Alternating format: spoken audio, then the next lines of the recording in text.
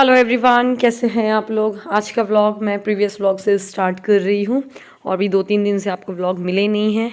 हम घूमी घूमी करने गए थे, अभी आपको बताएंगे हम कहाँ जाने वाले हैं, उसका व्लॉग भी आपको मिलने वाला है। हाय हाय। आओ आओ। नहीं आना उसको।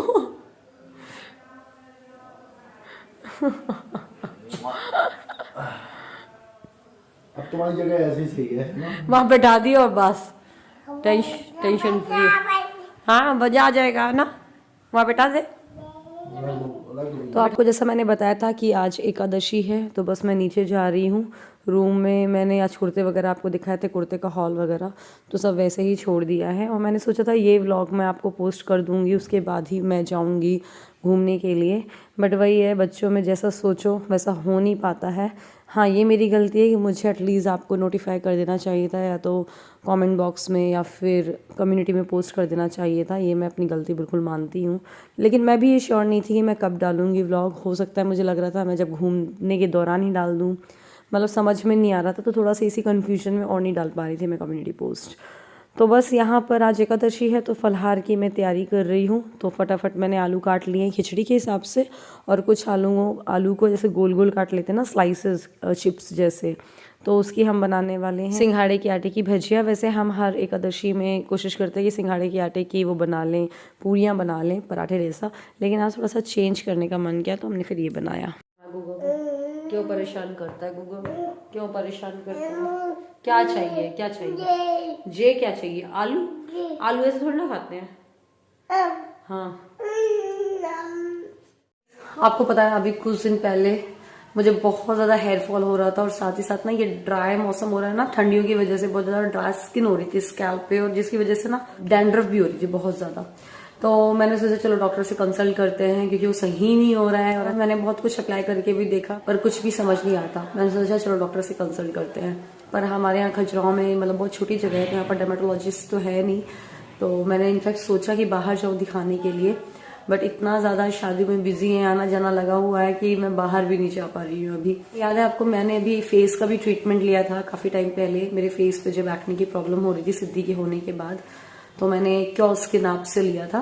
तो मैंने सोचा चलो क्योर स्किन ऐप से ही बालों का भी ट्रीटमेंट लेते हैं, क्योंकि मेरा जो फेस का ट्रीटमेंट था उसका रिजल्ट काफी अच्छा रहा है, और वहां से भी हम डॉक्टर से ही कंसल्ट कर सकते हैं। तो ये सोच करके मैंने क्योर स्किन ऐप से अपने बालों का ट्रीटमेंट का भी सोचा। जिनको नहीं पता मैं उनको बता दूं, क्योर स्किन एक ऐप है। यहाँ पर ना मतलब डॉक्टर्स मिल जाते हैं आपको, डर्मेटोलॉजिस्ट मिल जाते हैं। तो आपको जैसे कुछ भी हेयर या स्किन से रिलेटेड कुछ भी इश्यू है तो वो आप डिस्कस कर सकते हो, और वो आपको एक सोल्यूशन भी प्रोवाइड करते हैं। मैं भी क्योर स्किन ऐप पे गई, और वहां पर कुछ क्वेश्चंस पूछे जाते हैं, तो आप अपने अकॉर्डिंग आंसर्स करो उनका। फिर आपको ना अपना जो ये हेयर स्कैल्प है, मतलब हेयर का एक फ्रंट फोटो भेजना पड़ता है, ऊपर से एक फोटो भेजना पड़ता है। तो डॉक्टर उसको एनालाइज करते हैं, और उसके अकॉर्डिंग वो आपका एक किट बनाते हैं, जो कि आपका पर्टिकुलरली जो भी आपको प्रॉब्लम है उसके लिए ही होता है वो सोल्यूशन। तो मैंने भी यही किया। तो मैंने उसे बता दिया था कि मुझे मतलब ड्राई स्किन की प्रॉब्लम है, साथ ही साथ हेयर फॉल भी हो रहा है। तो उन्होंने मुझे किट दी। ये है वो क्योर स्किन की किट। इसमें ना मुझे 4 प्रोडक्ट्स आए हैं, मैं आपको बताती हूँ क्या क्या है। तो जैसे कि ये देखिए, ये है शैम्पू, तो इसको मैं अप्लाई करती हूँ हेयर वॉश करते वक्त। एंड देन ये है कंडीशनर, तो ये दोनों मैं जब भी हेयर वॉश इन्हीं से ही करती हूँ। और फिर एक उन्होंने ना ये हेयर ग्रोथ सोल्यूशन भी प्रोवाइड किया है। जैसे जहां जहां से लग रहा है ना कि हेयर फॉल हो रखा है, तो उस पर्टिकुलर एरिया पे आप इसको स्प्रे कर लो, तो हेयर रीग्रोथ में एक्चुअली हेल्प करता है। और एक उन्होंने ये जेल भी दी थी, तो जेल को भी मैं अप्लाई कर लेती हूँ जहां जहां ड्राई स्किन का प्रॉब्लम है, और साथ में जहां पर हेयर नहीं है। तो रिजल्ट अभी तक तो बहुत अच्छे लगे हैं, बहुत अच्छा सोल्यूशन दिया है उन्होंने। मतलब मुझे 15-20 दिन हो गए इन पे अप्लाई करते हुए। और पता आपको, ये किट मुझे पड़ी है करीब 1500 रुपए की। तो मतलब एक किट में उसकी वैल्यू नहीं हुई 1500 की। 1500 में मुझे मतलब डॉक्टर का कंसल्टेशन चार्जेस भी हो गया, साथ में ये प्रोडक्ट भी हो गया, और साथ में डिलीवरी चार्जेस भी हो गए। मतलब मुझे एक्स्ट्रा कुछ भी पे नहीं करना पड़ा। और जैसे डॉक्टर से भी आप जब भी कुछ कंसल्ट करना है तो आप उनसे फॉलोअप ले सकते हो। इनफैक्ट डॉक्टर भी आपसे खुद ही फॉलोअप लेते हैं हर 20 दिन में, और बिल्कुल फ्री ऑफ कॉस्ट होता है। आप कभी भी कंसल्ट करो। हम ऐसा क्या होता है ना, डॉक्टर से अगर हम ऑफलाइन भी कंसल्ट करते हैं 20 दिन बाद, 1 महीने बाद, तो एक नया पर्चा बन जाता है, और फिर से हमें कंसल्टेशन फीस देनी पड़ती है। बट यहाँ पर ऐसा नहीं है। और सारे प्रोडक्ट्स जो हैं, जो भी आप यूज करोगे, इनका किसी का भी साइड इफेक्ट नहीं है, क्योंकि ये सर्टिफाइड डॉक्टर्स के द्वारा प्रिस्क्राइब किए गए हैं। और इसको कोई भी यूज कर सकता है, चाहे वो गर्ल हो या बॉय हो, कोई भी इनको इस्तेमाल कर सकता है। तो ये बहुत अच्छी चीज है कि घर बैठे आपको ऐसा नहीं कि बाहर जाना है या आप जा नहीं पा रहे हो, आप डर्मेटोलॉजिस्ट से कंसल्ट कर सकते हो और वो आपके प्रॉब्लम के हिसाब से वो सोल्यूशन के प्रोवाइड करते हैं। तो लिंक आपको डिस्क्रिप्शन में मिल जाएगा। साथ ही अगर आप मेरा कूपन कोड यूज करेंगे तो आपको 100 रुपीज का ऑफ मिल जाएगा। और ये जो ऑफ है 100 रुपीज का, ये फर्स्ट जो 500 यूजर्स हैं उनके लिए ही है। तो जो शुरू के 500 लोग हैं वो अगर इस लिंक के थ्रू अपना ऑर्डर प्लेस करेंगे तो उन्हें ही 100 रुपीज का ऑफ मिलेगा, बाकी को नहीं मिलेगा। तो फलहार में मैं बनाने वाली हूँ मूंगफली, तल ले रही हूँ खिचड़ी के लिए। तो जल्दी से ज़रा से घी में मूंगफली को तल लेते हैं। वैसे बिना घी के भी भुनी हुई मतलब मूंगफली अच्छी लगती है। और मुझे सिद्धि इतनी ज़्यादा परेशान कर रही थी, एक्चुअली उसके दांत आ रहे हैं तो उसके जो पूरे गम्स है ना वो बिल्कुल स्वेल्ड है, बहुत ही ज़्यादा स्वेलिंग है उसमें। तो मम्मी ने बोला तुम ऐसा करो सोनल, तुम इसको पकड़ो बच्चे को, मैं बना रही हूँ फलहार। मुझे थोड़ा लगने लगता है कि यार नहीं, उपास वाले दिन तो एटलीस्ट मुझे करो, मैं करूँ, चलो रोज़ की बात ठीक है, कभी कभार मम्मी की हेल्प ले लो, लेकिन फास्ट वाले दिन मुझे करना चाहिए। एकादशी का बड़ा फास्ट है, मम्मी बना रही हूँ, मुझे भी खाना है उस चीज़ को, तो मैं थोड़ा ये चीज़ें सोचती हूँ। क्या फिर मम्मी को मैंने बैठा दिया था, गरम गरम भजिया बना करके फिर मैं दे रही हूँ। और फिर सिद्धि भी थोड़ा चुप हो गई। तो सिद्धि ने अभी 3-4 दिन से खाना बिल्कुल त्याग दिया है क्योंकि उसके दांत आ रहे हैं और जैसे मैंने बताया ना तो स्वेलिंग भी है बहुत ज़्यादा। तो जैसे मीठा या पतला सा कुछ तो खा लेती है, नमक वाली चीज़ें नहीं खा रही है, हो सकता है उसको बहुत ज़्यादा पेन हो रहा हो। मैं ऊपर आ गई हूँ डिनर विनर करके। सौरभ लोग भी आ गए हैं अभी घर, तो उनको भी मैंने दे दिया है डिनर। बस अब ऊपर आई हूँ। सिद्धि नीचे मम्मी के रूम में सो गई है। तो ऐसे ही रोज करती हूँ मैं, ऊपर नहीं आती, जब भी लोग आ जाते तभी आती हूँ। पर एक तो अलग से ना थोड़ा सा ये होता है किसी भी काम की वजह से नीचे जाना पड़ा तो फिर सिद्धि अकेली क्या करेगी, या फिर मैं सिद्धि को छोड़ के ऊपर आ रही हूँ तो कभी मम्मी उठ ना जाए, मम्मी को परेशान ना करे। वैसे ऐसा रेयर ही होता है कि उठे, और अभी ठंड ज़्यादा पड़ रही है इसलिए और नहीं आती। बट हाँ, अभी कुछ ऐसा काम हुआ तो फिर तो आना ही पड़ेगा, कुछ शूट करना हो या कुछ भी। तो सौरभ लेकर के आ जाएंगे। तो मम्मी पास वो सो रही है तो अभी सौरभ लेकर के आ जाएंगे। मेरे ना रूम का ना हुलिया बहुत ख़राब हो रखा है। ये देखो टेबल पे सारे कुर्ते, अभी मैंने ये शूट किया था ना, अभी आप लोग को दिखाया था, लास्ट व्लॉग में देखा होगा आपने, ये कुर्ते वगैरह। तो ऐसे कैसी मैं छोड़ के आ गई थी क्योंकि फिर फलहार बनाने का भी टाइम हो रहा था। फिर ये था कि मम्मी नीचे परेशान हो रही होंगी तो मैं भाग गई थी। रूपा दीदी भी का जाने का टाइम हो गया था।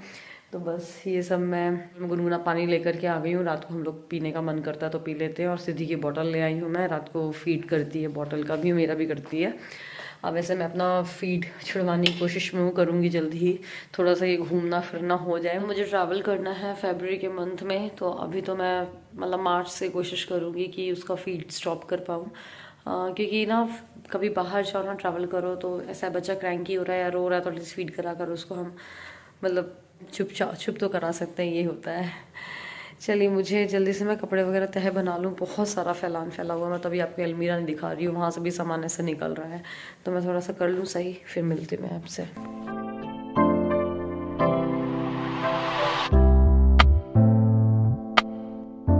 तो सबसे पहले तो ना मैंने अपने कपड़े चेंज किए। जो रोज़ का कुर्ता मैंने पहन रखा था, प्लाजो कुर्ता, वो पहना है। फिर बाकी सबकी मैं तह बना करके, एक्चुअली सूखे हुए कपड़े भी आते हैं तो वो आप देख रहे हो टब में रखे रहते हैं।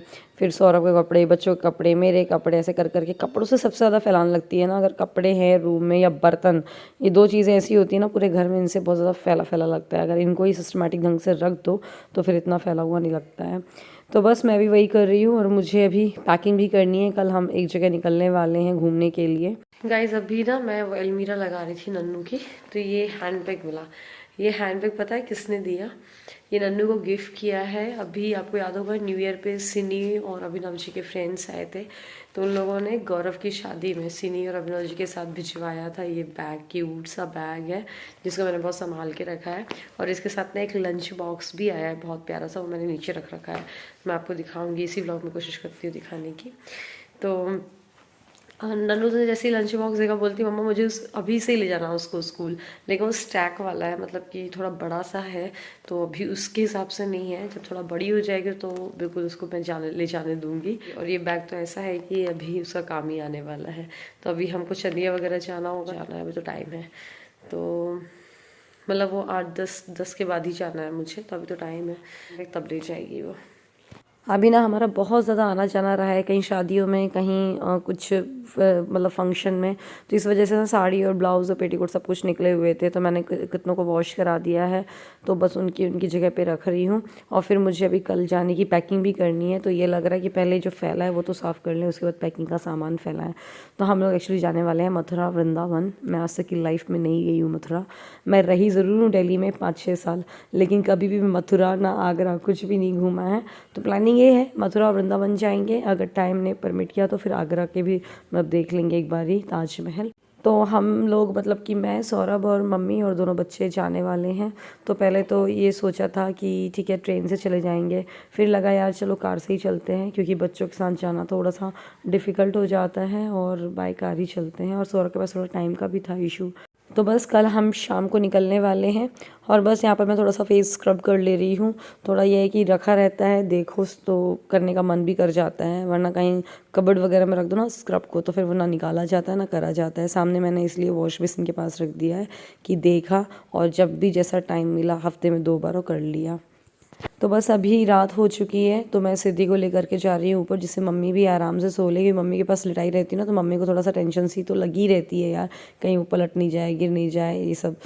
पापा एक्चुअली गए हैं थोड़ा काम से, मतलब आए थे डिनर करके फिर चले गए हैं। हमारे यहाँ थोड़ा ऐसे ही हो जाता है। तो अब सिद्धि को मैं सुला दूँ, उठना चाहिए। सो गाइस अब मैं आपसे मिल रही हूँ सुबह। तो यहाँ पर मैं नन्नू का लंच बॉक्स प्रिपेयर कर रही हूँ। तो मैं बना रही हूँ गोभी के पराठे। और आज पता नहीं यार, आटा जो होता है ना गोभी के आलू का स्टफ पराठे का, वो थोड़ा लूज सा सॉफ्ट सा होता है। बड़ा जो भी कोई जैसे प्लेन पराठे बनाने हैं वैसा बन गया, टाइट टाइट सा। तो इसमें जब मैं स्टफिंग कर रही हूँ ना तो फट रही है, वो होनी ही है, और मुझे टाइम भी नहीं है कि मैं इसको सुधारूँ अभी। मैंने बोला चलो जल्दी से थोड़े मोटे मोटे बना करके नन्नू के लिए रख देते हैं, थोड़ा डिफरेंट टाइप का लगेगा भी देखने में भी और खाने में भी। और फिर उसके बाद मैं अपना पलटती रहूँगी उसको। रात को ही ना मतलब लंच बॉक्स के लिए क्या रखना है, सब्ज़ी में क्या क्या है, फ्रिज में क्या क्या है, उस अकॉर्डिंग पहले ही डिसाइड करना पड़ता है, वरना सुबह इतना टाइम ही नहीं होता कि मैं सोच पाऊँ वो बना पाऊँ। नन्नू को स्कूल भेज करके मैं थोड़ा किचन के काम में लग गई थी। गोभी पराठे सबके नाश्ते में बनाए।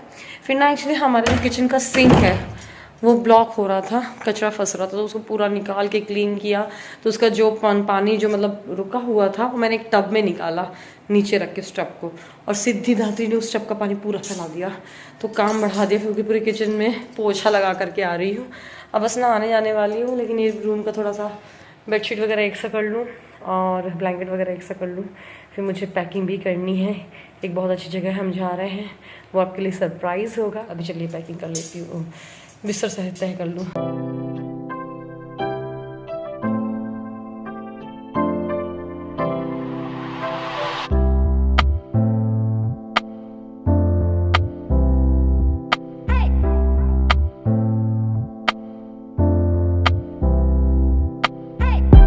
ट्रैवल करके शादी में आ जाके इतना थक गई हूँ ना, अब लग रहा बस मन कर रहा है आराम कर लो, बट पॉसिबल कहाँ है। चलिए फाइनली मैं नहाने गई हूँ, और आज मुझे ना हेयर वॉश भी करना था, क्योंकि फिर घूमने जाना है, तो बाहर मुझे ना हेयर वॉश करने में अनकंफर्टेबल लगता है। इससे जब घर के अंदर अपना कर वर के जाओ तो सही है। तो बस थोड़ा सा बाल गीले हो रहे थे, तो मैंने कॉटन दुपट्टे से इसको बांध लिया था, जिससे कि ठंडक नहीं लगे। फिर हालांकि मैं इनको खुले रख लूँगी, फिर मैं बांधूंगी नहीं, और ऐसे एक क्लचर या क्लिप कुछ भी लगा लूँगी। फिर से जब ये सूख जाएंगे उनके बाद फिर मैं कोम करूँगी, क्योंकि ना ये गीले बालों में कंघी करने से ना स्प्रेडेंट्स हो जाते हैं। तो बस आज के ब्लॉग को मैं इतना ही कर रही हूँ। कोम करने के बाद फिर मैं चली गई थी नीचे। सो इस ब्लॉग को यहीं पे ख़त्म कर रहे हैं। अगर ब्लॉग अच्छा लगा हो तो लाइक करिएगा, शेयर करिएगा। मिलते हैं अगले ब्लॉग में, तब तक के लिए बाय।